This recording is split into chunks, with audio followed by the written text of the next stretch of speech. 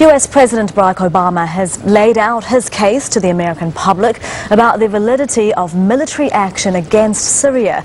In a televised speech, he said that while he will pursue Russia's initiative to have the Syrian government give up chemical weapons, he remains skeptical of the plan.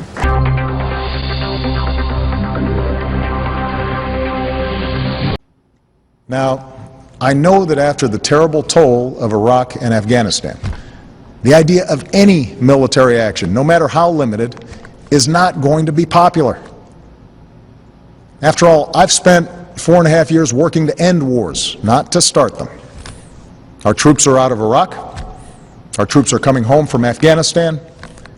And I know Americans want all of us in Washington, especially me, to concentrate on the task of building our nation here at home, putting people back to work, educating our kids, growing our middle class. It's no wonder then that you're asking hard questions. My answer is simple. I will not put American boots on the ground in Syria. I will not pursue an open-ended action like Iraq or Afghanistan. I will not pursue a prolonged air campaign like Libya or Kosovo.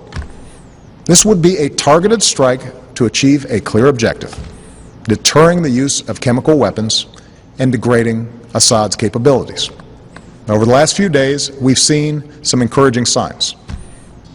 In part because of the credible threat of U.S. military action, as well as constructive talks that I had with President Putin, the Russian government has indicated a willingness to join with the international community in pushing Assad to give up his chemical weapons. The Assad regime has now admitted that it has these weapons, and even said they joined the Chemical Weapons Convention, which prohibits their use. It's too early to tell whether this offer will succeed, and any agreement must verify that the Assad regime keeps its commitments. But this initiative has the potential to remove the threat of chemical weapons without the use of force, particularly because Russia is one of Assad's strongest allies. I have therefore asked the leaders of Congress to postpone a vote to authorize the use of force while we pursue this diplomatic path.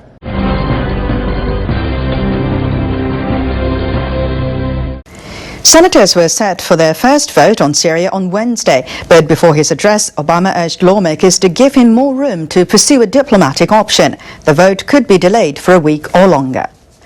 Representatives of the US, Britain and France are preparing a resolution at the United Nations. They want the Security Council to back possible force in Syria. Members of the Russian delegation are proposing a milder statement. They want to avoid military action. They requested an emergency council meeting on Tuesday, then abruptly cancelled it.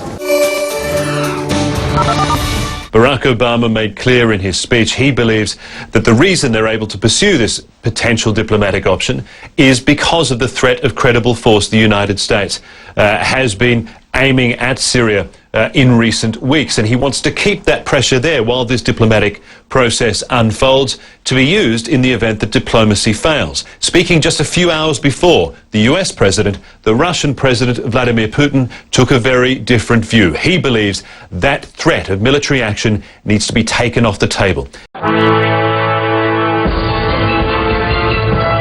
President Obama now wants a UN Security Council resolution forcing Bashar al-Assad to give up his chemical weapons and ultimately destroy them. For this, he's relying on Russia, which wants any question of US military intervention to be shelved. All of this will only work if we hear that the American side and all those who support them will choose not to use force. It is difficult to force any country, be that Syria or any other state, to engage in unilateral disarmament if military action is on the horizon. That's in sharp contrast with a draft resolution announced by France on Tuesday, which allows for military action if Damascus doesn't keep its promises within 15 days. It also blames the Assad regime for the chemical attack on the 21st of August, a charge rejected by the Syrian president and Moscow. Another stumbling block, France's insistence that the Security Council refers the 2.5-year conflict in Syria to the International Criminal Court.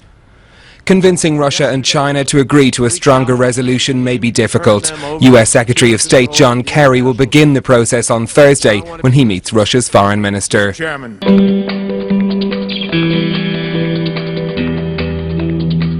Syria has accepted a Russian proposal to give up chemical weapons and even to join an international convention on the prohibition of such armaments. It was a major announcement by Syria's foreign minister, whose government until now had refused to acknowledge they had any. We are ready to reveal the location of our chemical weapons and to halt the production of them, and also to show these things to representatives of Russia, other states and the United Nations. Our adherence to the Russian initiative has the purpose of halting the possession of all chemical weapons. Meanwhile, Syria's President Bashar al-Assad continues to deny his forces were responsible for the alleged chemical attack last month and has warned of serious repercussions if the US launches any military strikes. The views expressed here are hardly scientific, but they do reflect wider public opinion in America, with some polls suggesting that as many as 7 in 10 oppose military action against Syria. One speech is unlikely to change minds dramatically in a country which feels that action against Syria could damage America's credibility and could also damage the president's too.